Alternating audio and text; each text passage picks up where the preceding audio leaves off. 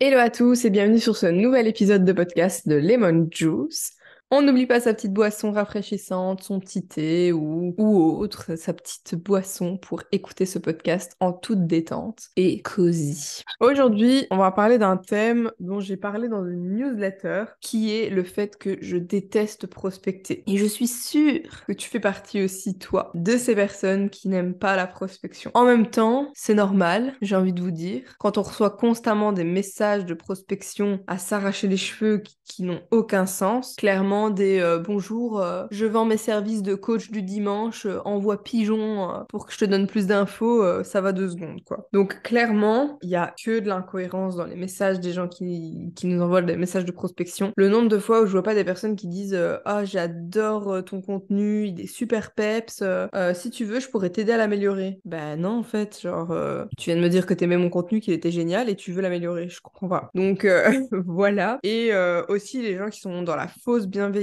en mode comme je vous dis hein, ah ton post il est trop beau et tout. Enfin, il y en a marre quoi parce que c'est du grand n'importe quoi. Du coup, à chaque fois qu'on me disait oui, tu dois prospecter pour trouver des clients, ben en fait, je voulais pas en fait faire partie de ces gens-là qui envoyaient des messages comme ça qu'on allait renvoyer, rembouler, rabouler et renvoyer chez eux. Je voulais pas faire partie de ces gens-là, genre no way, c'était pas possible. Et en fait, après, je me suis dit, mais attends, qui t'a dit que t'étais obligé d'envoyer des messages copier-coller comme ça aux gens? Qui? Personne. On t'a dit que tu dois prospecter. Et comme dans tout, dans tous les domaines, dans tous les métiers, dans tout ce que vous allez faire de votre vie, il y a des gens qui vont faire les choses correctement et d'autres qui vont les faire ben mal, qui vont les faire avec de la malveillance, etc. Et ça dans tous les domaines. En fait, ben, tu tombes sur un compte d'une entrepreneuse, d'un entrepreneur ou d'un coach ou de la cible que tu vises. Tombe dessus, tu trouves son compte super, t'adores son énergie, etc. Tu voudrais bosser avec elle. Ben, en fait, dis-lui, envoie-lui un petit message en mode coucou, je viens de tomber sur ton compte, je kiffe ce que tu fais,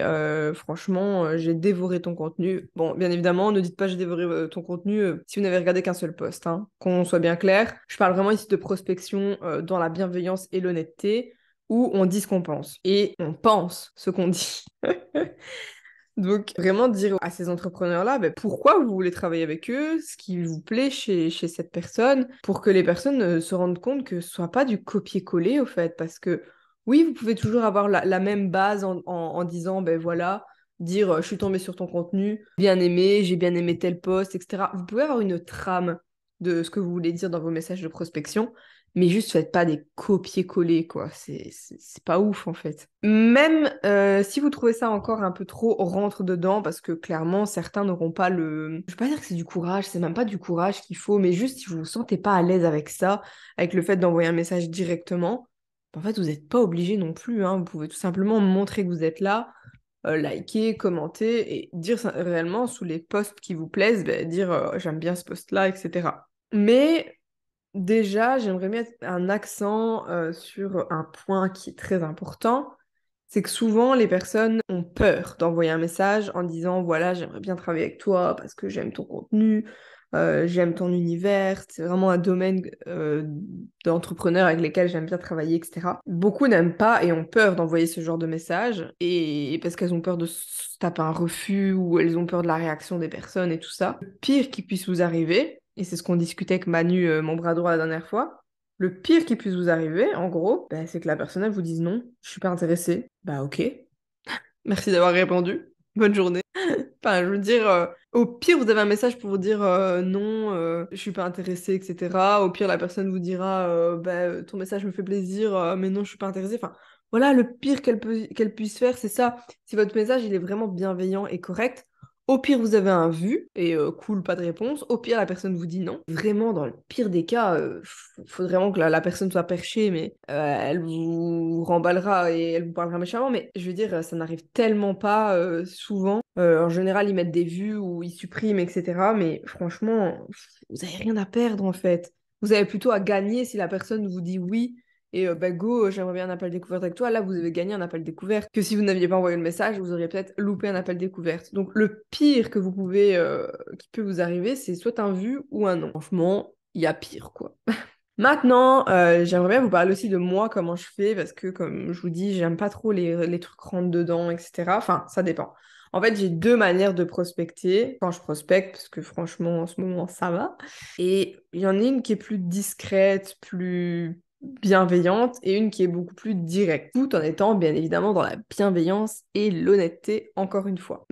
Commençons par ma prospection bienveillante. En fait, j'ai une communauté qui interagit beaucoup avec moi en story. Les personnes sont beaucoup plus présentes dans mes stories que sur mes posts, en like, en commentaire, etc. Du coup, en fait, j'ai vraiment profité de cette audience. En fait, je me suis mise là où mon audience était et je fais des stories très souvent. Si vous me suivez sur Instagram, je fais des stories très souvent. Et j'ai remarqué aussi que les personnes, elles ont plus facile à m'envoyer un message en privé, à parler de leurs problèmes, qu'on s'entende, ils sont pas là à me raconter leur vie. Ma communauté a plus facile à me parler de ses problématiques business en message personnel plutôt que sous un commentaire. Et ce qui est complètement compréhensif, vu que moi, c'est pareil, j'ai pas très envie de dire sous un commentaire que j'ai tel ou tel problème, enfin voilà, je préfère en message privé, etc. Donc en fait, tous les jours, ou presque, presque tous les jours, au matin, je mets un petit sondage en fait. Tout simplement, comment vous allez, ou comment s'est passé ton week-end, ou qu'as-tu prévu de ta journée, est-ce que c'est boulot, est-ce que c'est mission client, CIOD, etc. Avec un petit sondage, donc voilà, avec les différentes réponses. Et en fait, en fin de journée, je leur demande si leur journée s'est bien passée, si, enfin, quelles sont les missions clients sur lesquelles ils ont travaillé, par exemple.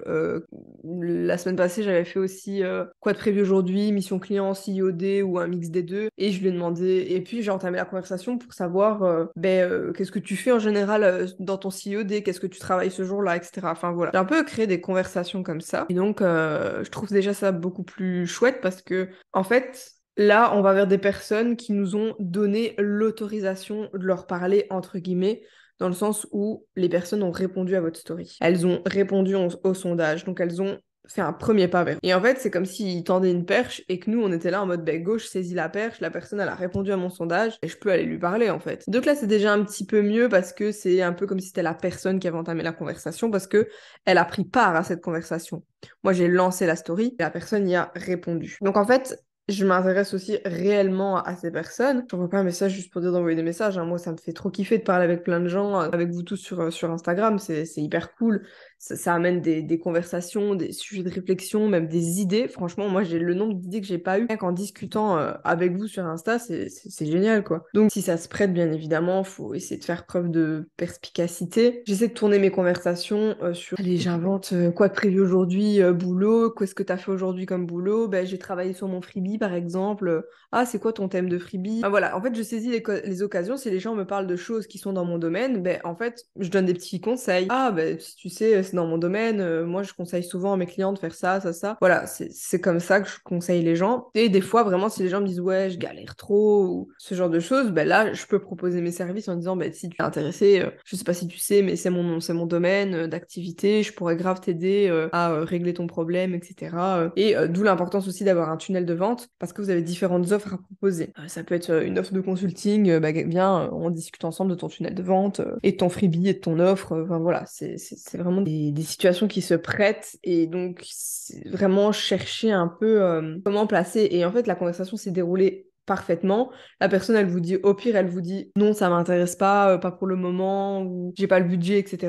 Vous pouvez toujours, dans tous les cas, hein, vous pouvez toujours essayer de... Quelqu'un dit t'as pas le budget, ah bon, tu crois que ça coûte combien, par exemple? Et en fait, c'est vraiment des discussions comme ça où des fois, vous pouvez très bien avoir des conversations avec des personnes, à leur proposer vos services. Donc en fait, moi, je vois vraiment la prospection de cette manière-là, plus c'est de la conversation et si les personnes parlent d'un problème, on leur propose et s'ils veulent pas, mais c'est tout en fait. C'est tout, ça sert à rien de forcer. C'est une conversation, c'est sympa, c'est... Voilà, c'est comme ça, ça se passe bien dans la bienveillance, quoi. Et j'ai ma deuxième technique qui est ma prospection beaucoup plus directe et qui est en fait ce que j'ai parlé un peu dans l'intro, où là, c'est plus une routine où je vais aller sur des comptes d'entrepreneurs qui me plaisent, je vais liker, je vais interagir avec leur story, en fait montrer que je suis là. Montrer que je suis là et puis répondre à enfin commenter des posts qui m'ont vraiment plu, des thèmes qui m'intéressent vraiment et qui sont vraiment intéressants. Et puis leur dire, leur envoyer un message privé et leur dire que j'adorerais travailler avec eux sur tel ou tel domaine parce que j'ai grave kiffé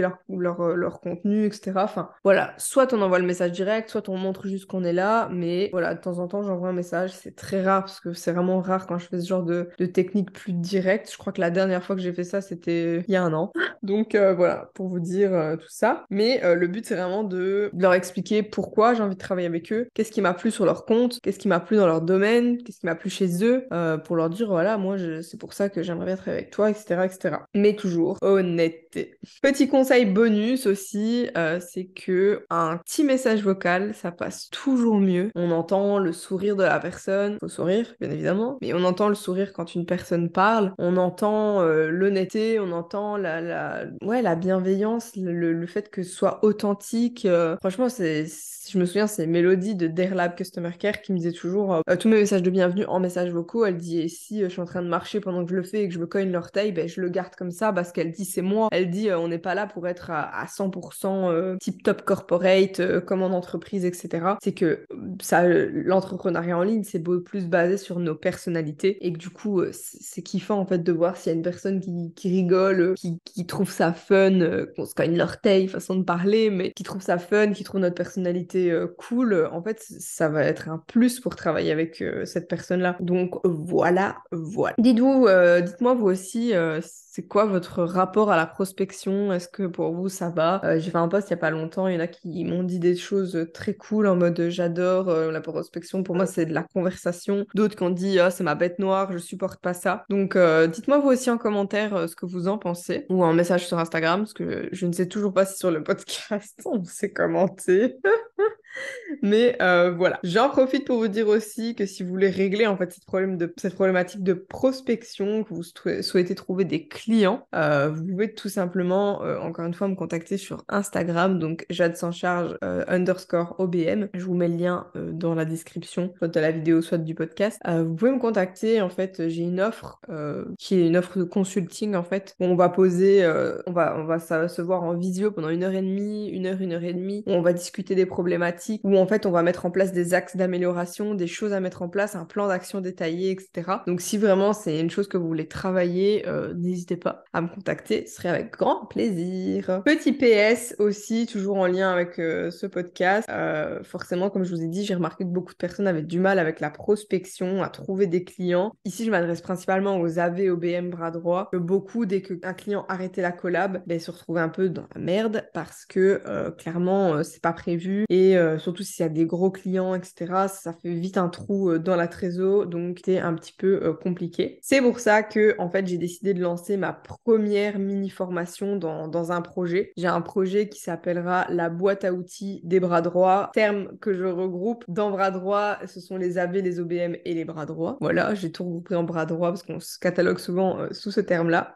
Dans mon business, je suis passée par ces 3 étapes-là et du coup, je me considère quand même être bien placée pour pouvoir conseiller ces 3 métiers, conseiller ces 3 types d'activités, surtout sur la prospection. Et donc, j'ai vraiment pour objectif de créer plein de mini-formations dans cette boîte à outils. Et la première qui sortira, du coup, c'est la prospection bienveillante. Donc, cette formation, prospection bienveillante, va vous apprendre à mettre en place votre méthode de prospection et prospecter pour trouver des clients constamment, régulièrement et trouver des clients, quoi, parce que on a des factures à payer, les gars. Donc, restez bien connectés. Bah non, en fait, restez pas connectés. La liste d'attente, elle est déjà là. La liste d'attente, elle est dans la description. Vous pouvez vous inscrire. Et normalement, les ventes débutent le 13 novembre. Je ne m'avance pas trop. On va dire début mi-novembre. Mais voilà, mi-novembre, c'est sûr que la formation sera sortie. J'ai envie de la sortir dans tous les cas. Donc voilà, si vous êtes intéressé par la prospection pour découvrir et mettre en place ma méthode, en fait. Donc c'est vraiment, je vous explique en détail les méthodes. Là, je vous les ai expliquées en 2 temps, en deux étapes, en 2 méthodes, je vais dire ça comme ça. Mais là, dans la formation, je vais vraiment en détail. Je vous donne des templates, je vous donne toutes les étapes à faire, toute la préparation aussi à faire avant la prospection. Pas juste se lancer en mode go, je vais envoyer un message. Donc vraiment tout ça, je vous parle de tout ça dans la formation. Et un max de bonus, hein, les gars. Let's go, max d'outils, un max de choses à remplir et tout. Donc inscrivez-vous à la liste d'attente si vous êtes intéressés. Et let's go! Ah oui, et petite info aussi, c'est que toutes ces mini-formations, j'ai vraiment envie qu'elles soient hyper accessibles, que mise en situation, je suis une assistante virtuelle, j'ai envie de me former sur tel thème pour une cliente, je vais dans la boîte à outils des bras droits, je trouve une formation sur ce thème-là, elle est à moins de 100 euros, let's go, on y va. Donc j'ai vraiment pas envie que le budget soit un frein, et parce que c'est vraiment les choses qui m'ont bloqué au début, c'est que d'un côté on a envie de se former, d'un côté on n'a pas encore assez de clients, on a des factures à payer, donc voilà, c'est vraiment, j'ai pas envie que ça fasse un trou énorme dans vos économies, etc. Donc voilà. J'espère que cet épisode vous aura plu. Je sais pas, il est un peu plus long que d'habitude, oui, un peu plus long. Mais donc voilà, je vous laisse aujourd'hui. On se retrouve la semaine prochaine pour un nouvel épisode et je vous dis à très bientôt. Ciao!